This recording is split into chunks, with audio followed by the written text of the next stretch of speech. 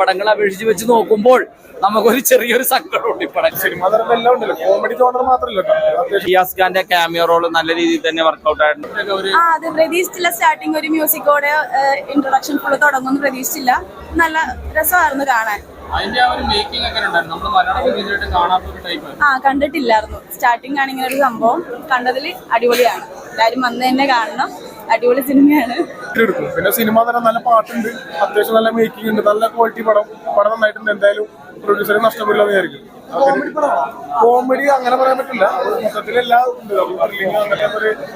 Cinema തരം എല്ലാം ഉണ്ടല്ലോ, കോമഡി ജോണർ മാത്രമല്ല. അത്യാവശ്യം കുറച്ച് കഥ നന്നായിട്ട് പറഞ്ഞു പോകുന്നുണ്ട്. അപ്പൊ പടം എൻഗേജ്ഡ് ആണ്.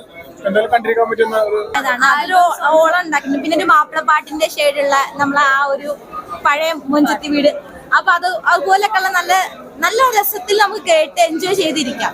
അതിന്റെ കൂടെ പടം പോണത് ഒരു ഇൻവെസ്റ്റിഗേഷൻ മോഡലാണ്. അപ്പൊ ആ ഒരു ഫീലും നമുക്ക് കിട്ടും. അതെ, അടിപൊളിയായിട്ടുണ്ട്. രണ്ടുപേരും നല്ല ക്യൂട്ട് കപ്പിൾസ് ആണ്. നല്ല അടിപൊളിയായിട്ട് ചെയ്തിട്ടുണ്ട്. മൂവി ആണെങ്കിലും സ്റ്റാർട്ടിങ് ആണെങ്കിലും അതിന്റെ അടിപൊളിയാണ്. പിന്നെ റിയാസ് ഖാന്റെ ക്യാമിയോ റോള് നല്ല രീതിയിൽ തന്നെ വർക്ക്ഔട്ട് ആയിട്ടുണ്ട്.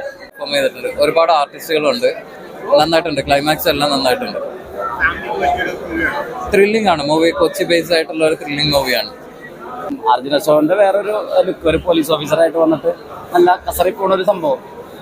പിന്നെ വേറെ പ്രത്യേകിച്ച് അങ്ങനെ ഒരു വമ്പൻ പടം എന്നൊന്നും നമുക്ക് പറയാൻ പറ്റില്ല. എങ്കിലും അത്യാവശ്യം നമുക്ക് കണ്ട് ആസ്വദിച്ച് പോകാൻ പറ്റുന്ന, പിന്നെ നാദർശക തരക്കേടില്ലാത്തൊരു ഡയറക്ടറാണല്ലോ.